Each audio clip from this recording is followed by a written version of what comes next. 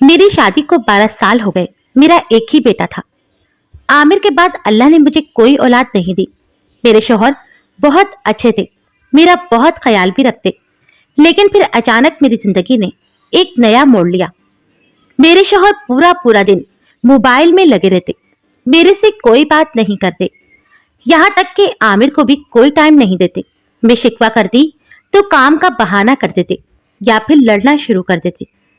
मेरे शौहर तो मेरे से बहुत मोहब्बत करते थे, फिर ना जाने उनको क्या हो गया था।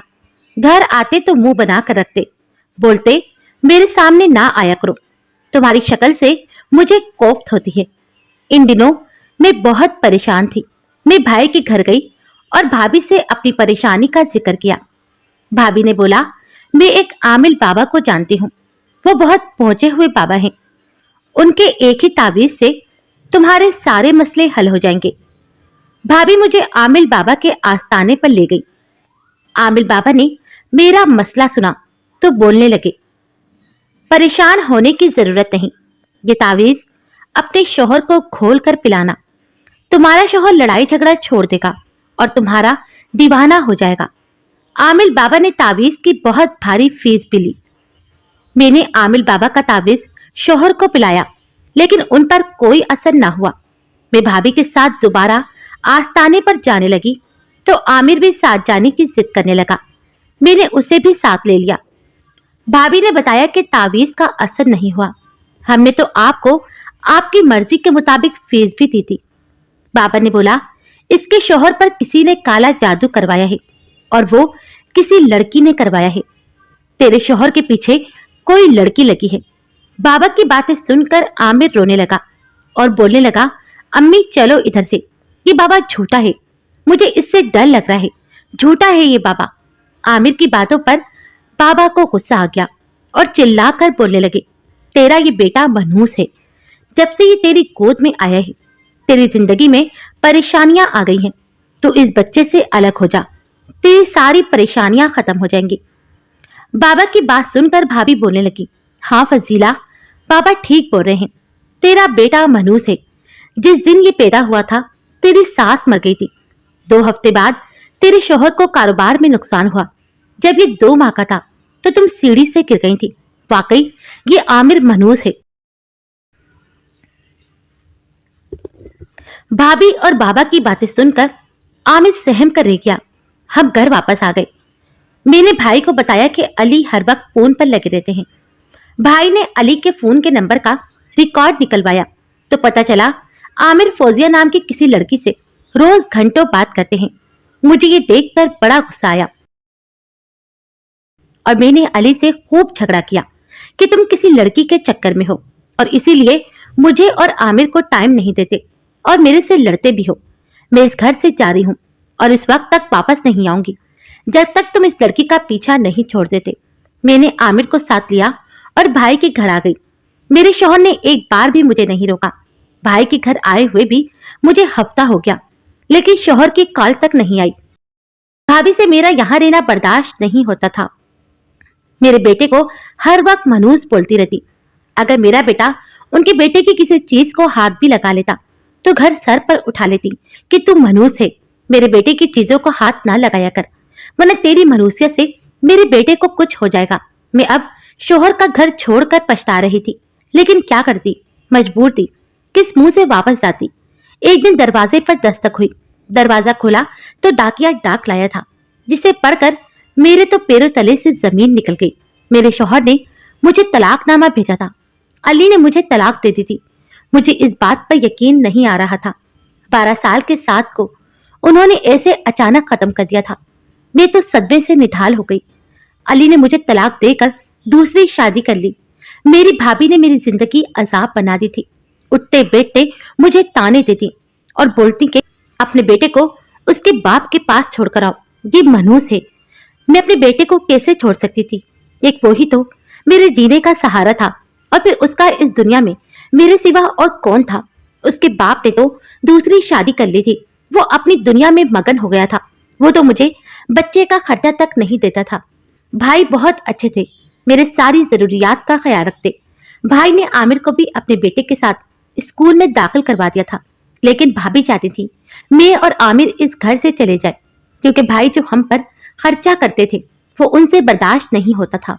वो बोलती थी, इस पैसे पर सिर्फ मेरा और मेरे बेटे का हक है।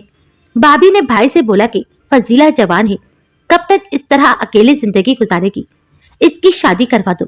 भाई ने बोला, फजीला तलाक याफ्ता है, एक बेटे की माँ है, उससे कौन शादी करेगा? आजकल तो कवारी लड़कियों के रिश्ते नहीं मिलते, फिर फजीला के लिए किधर से रिश्ता मिलेगा? भाभी बोलने लगी, मेरे मेके के मोहल्ले में रशीदा आंटी रहती हैं, उनकी बहू का पिछले साल इंतकाल हो गया था। अब उन्हें अपने बेटे के लिए एक लड़की की तलाश है। आप कहो तो बात करती हूँ। भाई ने क्या, अगर रिश्ता माकूल है तो हमें क्या इतराज हो सकता है? अच्छा है, फजीला का घर फिर से बस जाएगा। भाई ने रिश्ते वालों को बुला लिया। इन माँ बेटे ने मुझे देखते ही पसंद कर लिया, लेकिन लड़के की माँ ने बोला, हमारी एक शर्त है, हमें लड़की तो पसंद है, लेकिन हम इसके बच्चे को साथ नहीं रखेंगे। अगर आपको इस शर्त पर रिश्ता मंजूर है तो ठीक, वरना हमारी तरफ से इनकार है। आपका जो जवाब हो हमें कॉल करके बता देना। अगर आपको हमारी शर्त के साथ ये रिश्ता मंजूर है तो हम अगले ही हफ्ते लड़की को रुखसत करने आ जाएंगे और सादगी से 2 जोड़ों में रुखसत करके ले जाएंगे।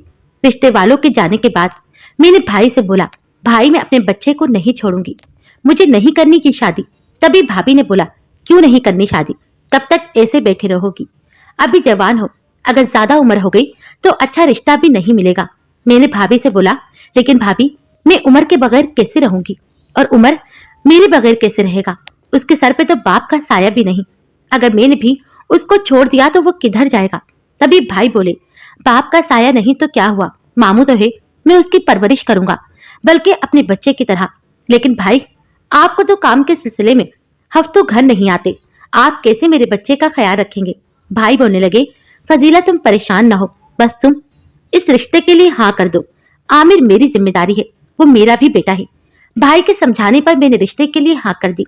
जिस दिन मेरा निकाह था, आमिर बहुत रो रहा था। वो मेरे पैरों में बैठ गया, अम्मी आप मुझे छोड़कर ना जाएं। अम्मी मैं आपके बगैर मर जाऊंगा, मेरा आपके सिवा इस दुनिया में कोई नहीं। बाबा ने भी मुझे छोड़ दिया है, उन्होंने भी शादी कर ली है। अगर आप भी शादी कर लेंगी तो मेरा क्या होगा? आमिर के रोने पर मैं तड़प उठी। तभी भाभी कमरे में आई और बोलने लगी, चलो फजीला, तुम्हारी सास तुम्हें बुला रही है, तुम्हारे रुखसत होने का टाइम आ गया है। आमिर रोने लगा, नहीं, मैं अपनी अम्मी को कहीं जाने नहीं दूंगा। भाभी को गुस्सा आ गया, क्यों? तू क्यों जाने नहीं देगा अपनी माँ को? तेरी मनुष्यत की वजह से तेरी माँ को तलाक हो गई, और अगर वो फिर से घर बसा रही है तो तू इसकी शादी पर रो रो कर मनुष्यत फैला रहा है।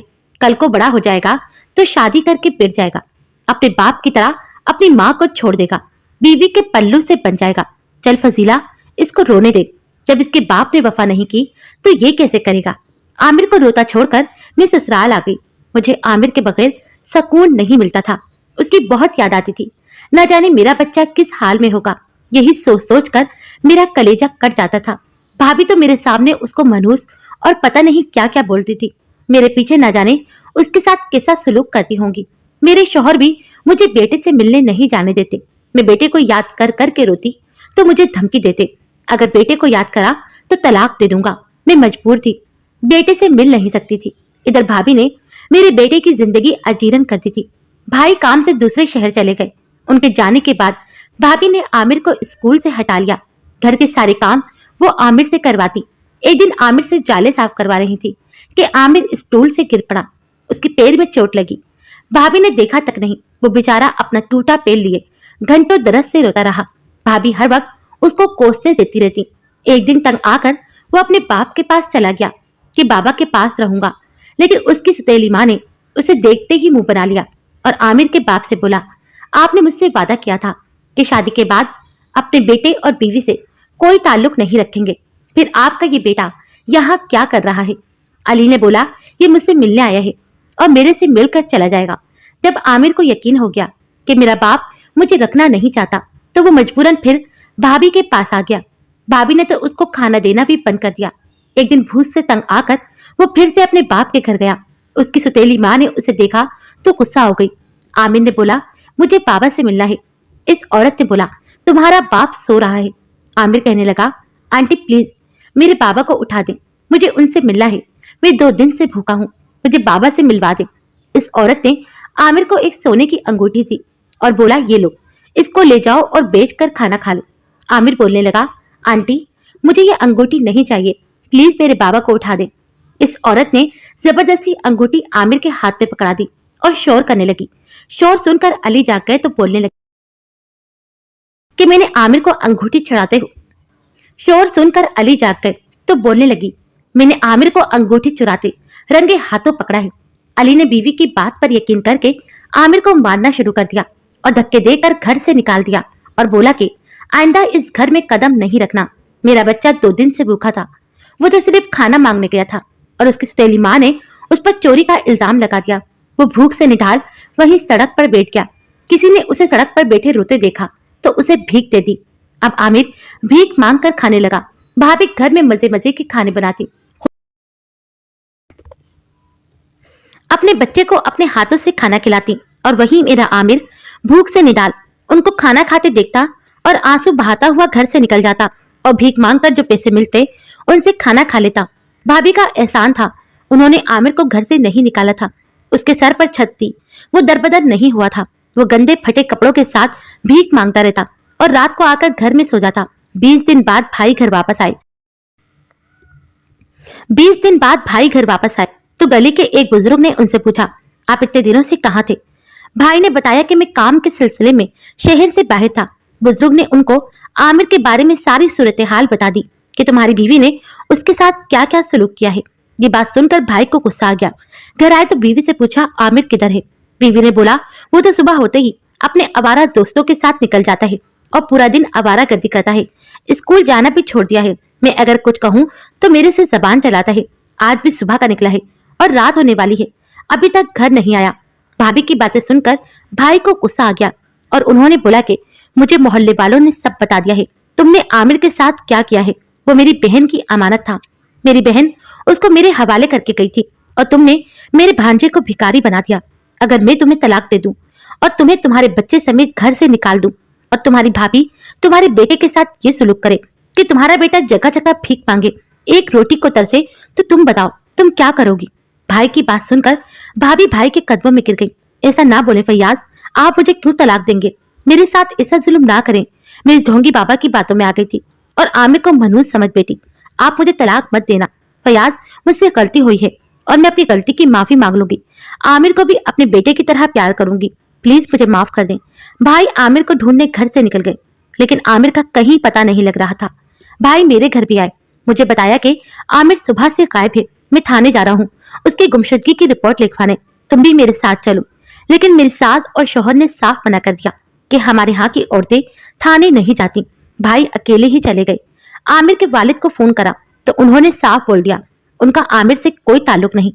पूरी रात भाई आमिर को ढूंढते रहे लेकिन वो कहीं नहीं मिला। सुबह फजर के टाइम वो मस्जिद के इमाम साहब को एक फुटपाथ पर सोता हुआ नजर आया। वो उसे अपने साथ मस्जिद लेकर आ गए। भाई को इमाम साहब ने इत्तला दी। भाई ढोए हुए मस्जिद चले गए। इमाम साहब ने भाई को बोला कि तुम इसके बाप पर केस कर दो कि वो बच्चे का नानो नफका दे, क्योंकि बच्चे का कानूनी और शरई दोनों हक है। बच्चा बाप के होते हुए लावारिस नहीं है।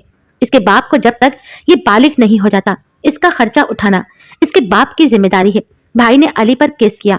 वो किसी भी तरह आमिर का खर्चा उठाने के हक में नहीं था, लेकिन अदालत ने उसे पाबंद करा तो वो बाकायदगी से खर्चा देने लगा। भाभी भी आमिर के साथ ठीक हो गई थी। उन्हें अपनी गलती का एहसास हो गया था। भाभी ने अपने बेटे के साथ ही आमिर को स्कूल में दाखिल करवा दिया और रोज उसकी पढ़ाई में मदद भी करती। वो बोलती हैं, अब मेरे 2 बेटे हैं, आमिर को अब खुश और मुतमईन देखती हूँ तो मेरे दिल को भी सुकून मिलता है।